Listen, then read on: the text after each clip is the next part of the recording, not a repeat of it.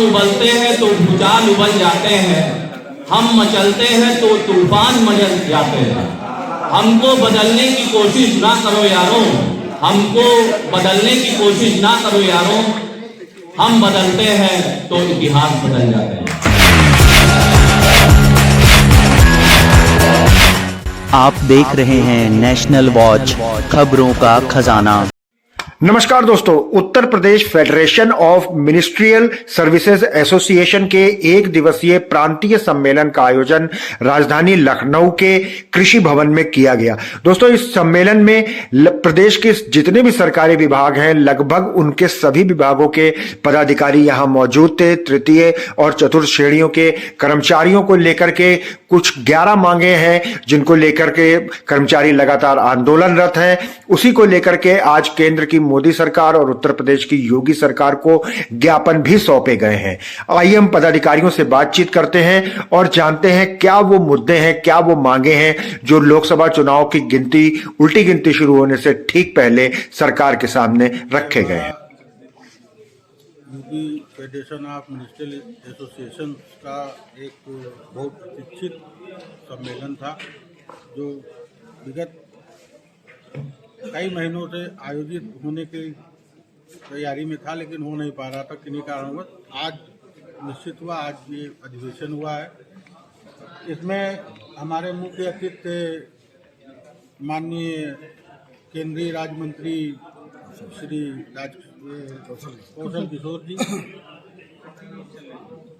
जिनको आए उन्होंने कार्यक्रम का शुभारंभ किया और हमने उनको अपना ज्ञापन सौंपा, जिसके संबंध में उन्होंने हमको आश्वस्त किया कि आपकी जो भी मांगे हैं अगर केंद्र की हैं तो हम केंद्र में उनको उठाएंगे, अगर हमारी उत्तर प्रदेश की मांग है तो हम उत्तर प्रदेश सरकार से भी आपकी वार्ता कराकर आपकी समस्याओं को हल करेंगे। Uttar Pradesh federation of ministerial service association का अधिवेशन हो रहा है, क्या क्या प्रमुख मुद्दे हैं? ये सबसे हमारे पुरानी संस्था है और ये मिनिस्ट्रियल जितना संवर्ग हमारा जो 60 विभाग हैं जो कि सरकार के सारे कामकाजों में इनकी महती भूमिका रहती है, उनकी बहुत सारी मांगे हैं जिससे कि संवर्ग वंचित है।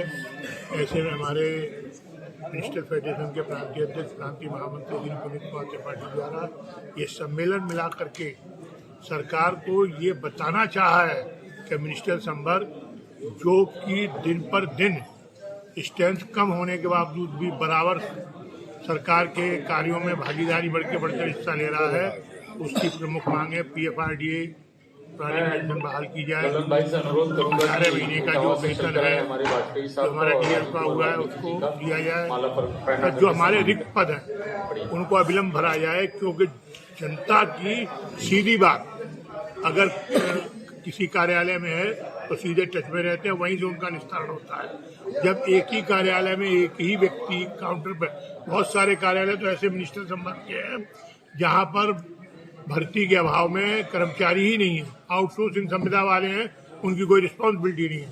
इन्हीं सब बातों को ध्यानाकर्षण के लिए ये बुलाया गया है और अभी हमने केंद्रीय मंत्री जी को ज्ञापन दिया। थोड़ी देर बाद और जो हमारे मुख्य अतिथि होंगे और जो मिनिस्ट्रियल संवर्ग है उसकी वेतन विसंगतियां बहुत बड़ी उसकी समस्या है। कई वेतनमान एक हो गए, जैसे अगर उसका प्रमोशन होगा तब तो उसे 2800 ग्रेड पे मिलेगा, प्रमोशन नहीं होगा तो उसे 2400 मिलेगा। ये अनोमली वेतन समिति ने दूर करके सरकार के पास रख दी है, परंतु इस सरकार को कर्मचारियों के बारे में सोचने का वक्त ही नहीं। जो है वो बार बार निर्देश जारी करती है कि समय समय पर कर्मचारी संगठनों से बातचीत की जाए और कर्मचारियों की समस्याओं का समाधान किया जाए। मगर मजेदार बात जो सामने आ रही है वो ये आ रही है कि 5 वर्षों में माननीय मुख्यमंत्री जी के निर्देशों के बाद भी अधिकारी हमारी समस्याओं के समाधान के लिए या मंत्रीगण हमारी समस्याओं के समाधान के लिए कोई पहल नहीं करते, कोई विचार नहीं करते। कर्मचारी को हाशिए पे डाल रखा उन्होंने, और इसलिए हम इस सम्मेलन में यह विचार विमर्श कर रहे हैं कि आने वाले समय में हम अपनी समस्याओं को कैसे उसका निदान कराएंगे, क्योंकि सरकार की जो संवेदनाएं हैं वो संवेदनाएं हमको दिखाई नहीं पड़ रही हैं।